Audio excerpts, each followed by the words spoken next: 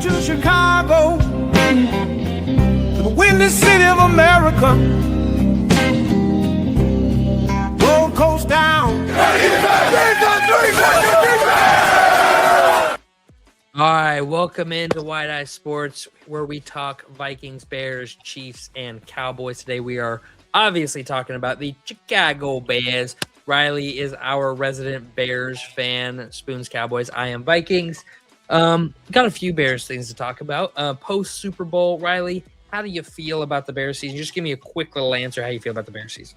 Oh, I think everyone's expectations were far surpassed. I mean, making it to the divisional round was a pipe dream for a lot of Bears fans. Well, you did it, so congratulations. Not gonna talk on the Bears at all. This is not what we do here. We talk Bears. We let you get it out. Safe space for all Bears fans. Just don't pay attention to what's behind me.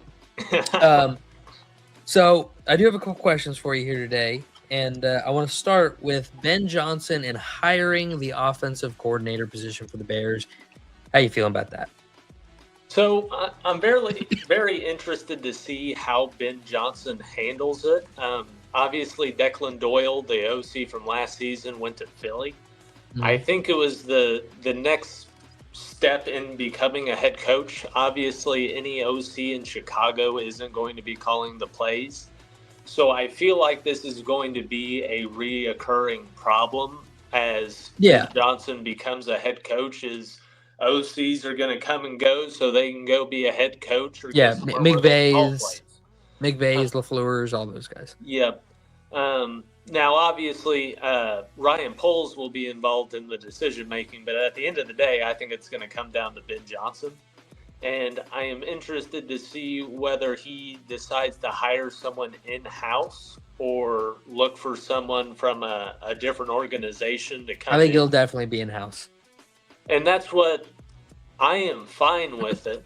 My worry is I don't want our OC to be a yes man.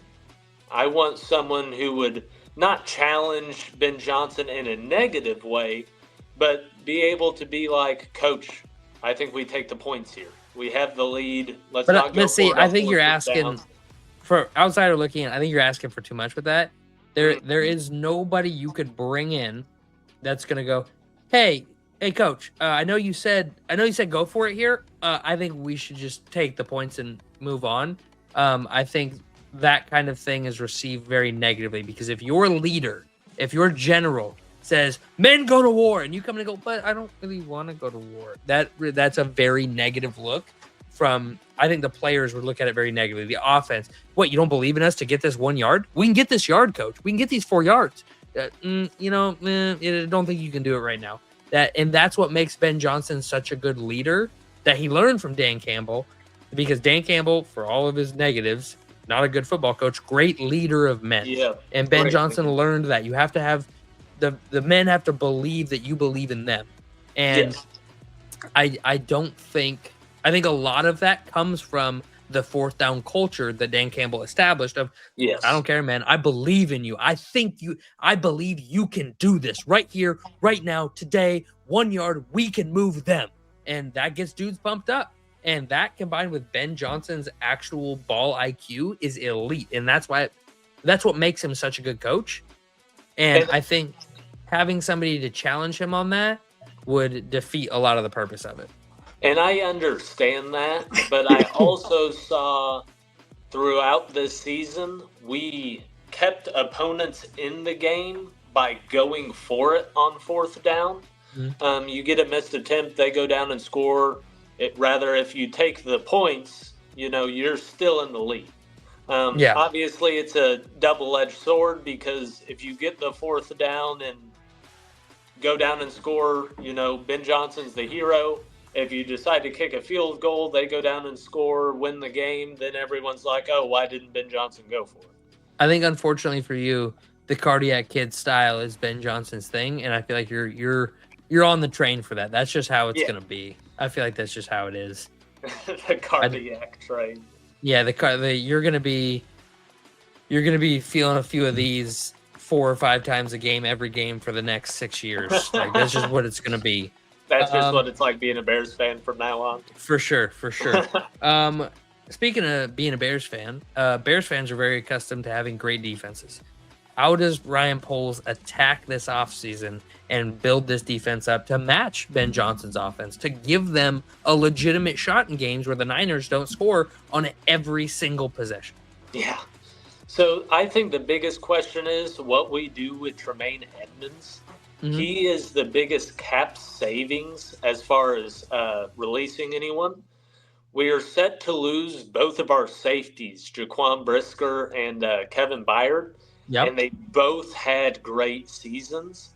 So they're gonna command a little money. Yes, I think you can. The only way you keep both of them is by cutting Edmonds. But I think inside the box is the weakest spot on the team. So I mean, you can release Edmonds to free up some space and keep the guys on the back end. But now you have one more hole in the box that you're trying to fill. You're not gonna like this. Cole Kmet. Yeah. Yeah, I think he's gone. He's got to be gone. I think he's gone. You can't have your backup tight end making almost $12 million when you can save $9 million by cutting him. And that puts you guys almost back at the cap. Yeah. With just that one cut. Like, I think you're like maybe $1 million off after that, which I was looking at that too. I wanted to say real quick, all four of our favorite teams are literally in the bottom 7 of cap space available. Mm-hmm. And anyway.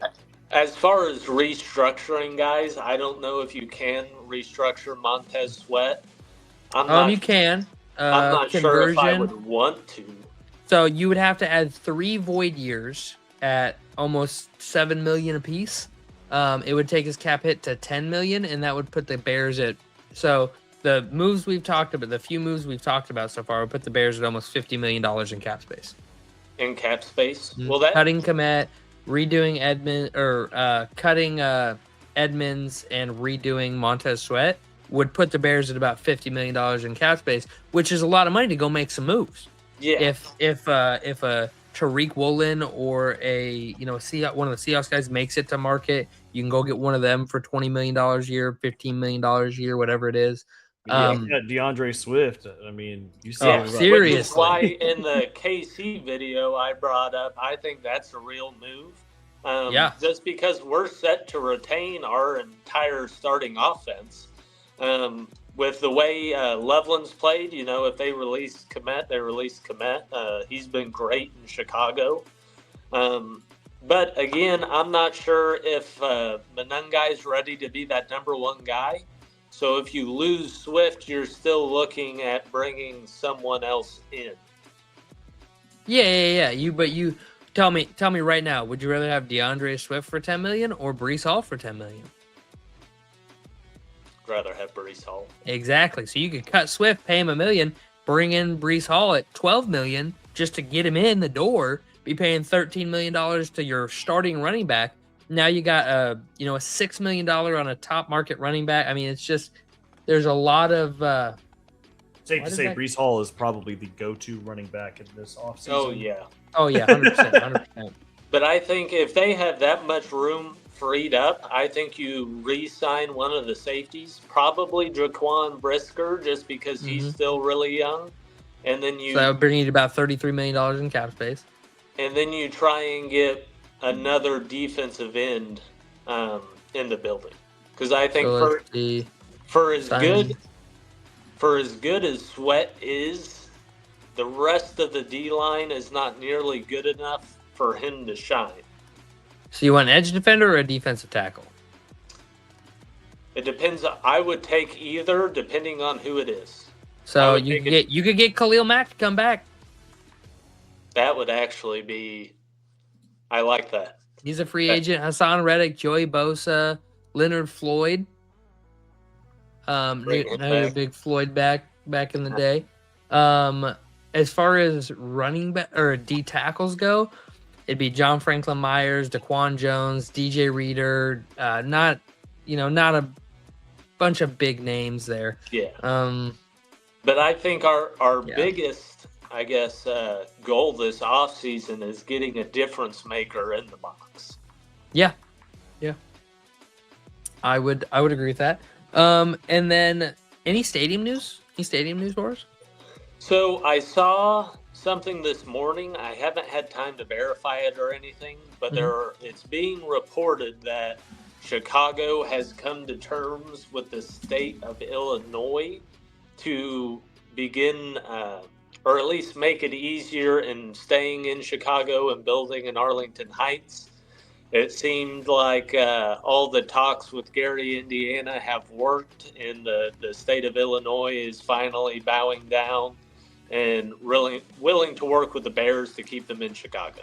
Yeah, it was all, to be fair, the city of Chicago did make some pretty hoity threats to like, we'll let you go. We'll do it. Yeah. But you're really going to let the Bears are in a very unique situation because the Bears are the single largest single market team in America. There is no other team in their market, and they are a top 4 population in the United States of America. So, or top 10 or whatever it is. I don't know. Yeah. They're the biggest single market team in America. And it is next to Houston. Houston's the other biggest single market team. And they were never going to let him walk. That's like letting Micah Parsons walk out the door for nothing, right? Like you're going to get something if you do. And in this case, it's either let him walk or keep him. There is no trade scenario here. Yeah. They were always going to keep him. So good for them. And then last question I have for you. Pardon me. In your opinion, what does Caleb Williams need to do to go from a Tony Romo scrambler that's going to make you some big plays when you need it, not gonna carry you through every game, but he's going to be there sometimes. Take that step to, oh, wait, this dude is a Josh Allen. This dude is a Joe Burrow. What does he have to do to make that next jump? I think the biggest thing is just more accuracy, consistency through the first 3 quarters. I mean, it seems like all season, the fourth quarter, he was just a different quarterback. But if he can get his accuracy even upwards of 62%, I mean, I think we're talking about him next season as a top 10, top 5 quarterback. Yeah, and we know because he's rocking right now a 58% completion rate, so he definitely needs to bring that up a little bit. Yeah, we know he can play from behind. We know he can make spectacular plays. It's the easy stuff he really needs to work on, which is so strange to me. So I can probably. Yeah, he is. Oh my God, man. He has a worse completion percentage than Cam Ward. Yeah, no, I think I think he had the worst completion percentage of any starting quarterback last year. Well, that's what I'm looking at right now because So here we go. I got the stats. I got the stats for you. Okay. Actually, we're gonna do. He was better than JJ. That's the first. That's the first one I saw, Brenner. I had to say it. That's the first one. That's not the first one you saw. You went looking for it, and we both know it. All right. No, so that's the first one he's better than. So I have it right here. Okay. Caleb Williams this season by quarter. Okay. Yep. First quarter 91. Second quarter 79. Quarterback rating. Third quarter 94, fourth quarter 94. OT a 135. He had one of 2 with 46 yards and a touchdown. So that doesn't really count all that much. Yeah, it was that ball that he dropped to DJ Moore, right? Yeah. Wasn't it? So 84 passer rating in the first half, 94 passer rating in the second half. What I'm seeing there is come out on Ben Johnson's script, work pretty efficiently. The other team has a chance to respond, and he has to play on his own without Ben Johnson in his ear, and he struggles. And then in the second half, you make halftime adjustments. Ben Johnson coaches him up a little bit. Hey, here's what we're seeing. Here's what we need to do. This is what we need to do here. Here's how we need to attack this. And boom, we're back off to the races, right? That's what I'm seeing. And that's kind of what we've all thought was going on, or at least I think we all thought was going on, but I've taken away from everybody saying. And so for me, his completion percentage goes 60, 53, 62, 56. So very up and down, but pretty much around that 50 to 60 mark.